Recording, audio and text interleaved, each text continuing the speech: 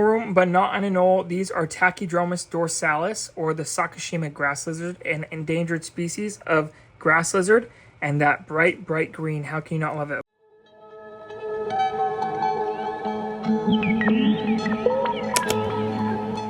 What's up, guys? My name is Armin, better known online as HerpTime, and MorphMarket asked me to kind of show you guys around, also show you guys some of the cool animals I get to sell on the platform. So I'm going to do exactly that. Now we're starting out in my anole room. This is where a lot of the magic happens. A lot of you know me online as the anole guy. Of course, I do other stuff, micro geckos, other geckos, weird lizards, but anoles are kind of where it all started for HerpTime. So I'm going to show you some of the most popular I have here. I have these large Tamura design enclosures. I keep larger species in those. And then in these are a bunch of acrylic herp cults. That's where a lot of the magic happens. I hatch over 1,000 lizards out of this room. And by far, everyone's favorite on MorphMarket, the best seller, is the fire red anole. I got my original group from my friend James Lindros.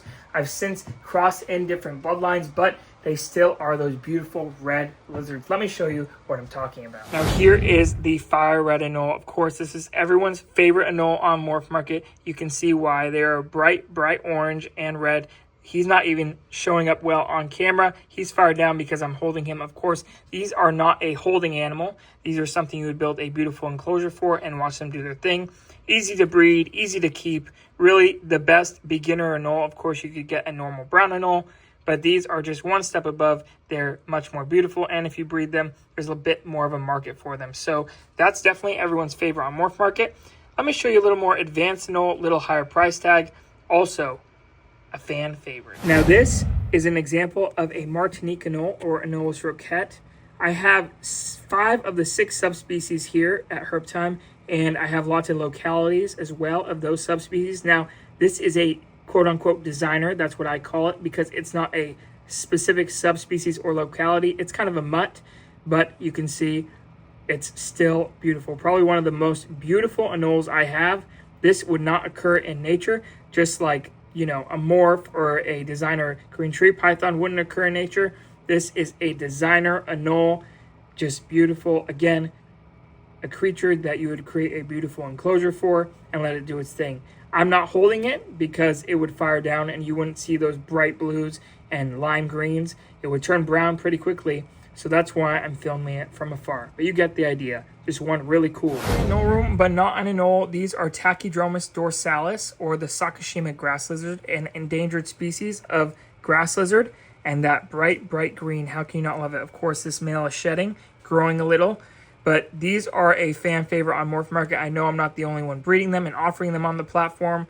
So if you have the opportunity to get them, even if they're not from me, they just make amazing pets. Now, of course, these are also a lizard I wouldn't always suggest handling, but as you can see, they're a lot more tolerant of it than most anoles. So they do make a good candidate for that. A lot of people call them like a mini tree monitor, and they're almost just that. That is Sakashima grass lizard, Tachydromus dorsalis. Moving on from the main anole room, this is the baby anole room, which I've also kind of converted into a micro gecko room. This used to be all baby anoles, but since the micro geckos have taken off so much, I've decided to add some more micro gecko pairs over here. So this is where baby anoles are. It's a little slow start to the season. Things are just laying eggs. So we have mainly micro geckos. I'm going to show you some in here, and let me show you my other micro gecko room. This is another room of micro geckos. Now, I've been yelling at the camera, so they're all kind of freaked out because normally I'm a quiet guy. I'm feeding them. I'm not bothering them. I'm kind of freaking them out right now. So give me a little. Let me see who's out, who I can show off to you guys. Of course, there's lots of cool lizards that I know all of you like on MorphMarket, so let me see what I can do. This is a Spherodactylus rosaray, or the Baylis gecko. This is one of the more popular higher-end micro geckos on MorphMarket. I don't have any right now, but I know my friend James Lindros, username MicroGeckos on MorphMarket, definitely has these. So a little plug to him. He's also kind of the one that got me into all this. So thanks again, James. And if I don't have him, he probably will. Here's one of the cooler species I keep. This is Spherodactylus nicholsi, or the Puerto Rican crescent gecko. This is nearly a full-grown male. He'll get just a little bit bigger. He's maybe 80% grown. We don't want to lose him, but just showing you how cool these little guys can be. This is truly a micro gecko, probably the smallest species of gecko or reptile in captivity. There are smaller species that aren't in captivity, but this is the smallest one in the pet trade. And I do sell these on MorphMarket from time to time. You just have to keep your eyes out because, of course, These are super popular. This is, of course, a beautiful example of an electric blue day gecko, Lygodactylus williamsi.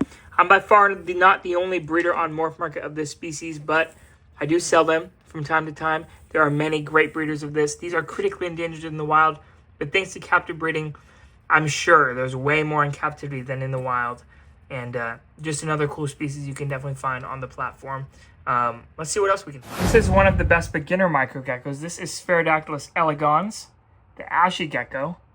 And if it'll focus, you can see she's looking right at us. One cool thing about Spherodactylus is they can move their eyes independently of each other. So one eye can be looking at me and one eye looking at you. Let's see here. There she is. She's gravid, which means she has an egg in her. If she comes out, I can show you that. Let's see if we can get her to come out. One eye is looking at us and one eye is looking the other way. Now they're both looking at us. These are really cool geckos. These are probably the best beginner microgecko in the genus Spherodactylus. They're very hardy, very easy to breed, tolerant of a lot of conditions. And look at that. One eye looking at us, the other looking away. Kind of like a chameleon. Spherodactylus, this genus, is able to do that. Just one other quirk about them that makes them so cool. That's all I have to show you guys today. Of course, that's only scratching the surface of what I do here at HerpTime. If you want to see more of what I do, a little more in depth, you can follow me on Instagram, YouTube, TikTok, Facebook, all at HerpTime, HerpTime. And of course, keep up to date. Follow me on MorphMarket to see what I'm selling there. Thank you again to MorphMarket for asking me to do this. Definitely the #1 platform for selling any reptiles, amphibians, and invertebrates. Oh yeah, I breed frogs too. I didn't get to show you guys that. Maybe MorphMarket will have me on again and I can show you the frog room next time. Thank you again, MorphMarket. See you guys soon.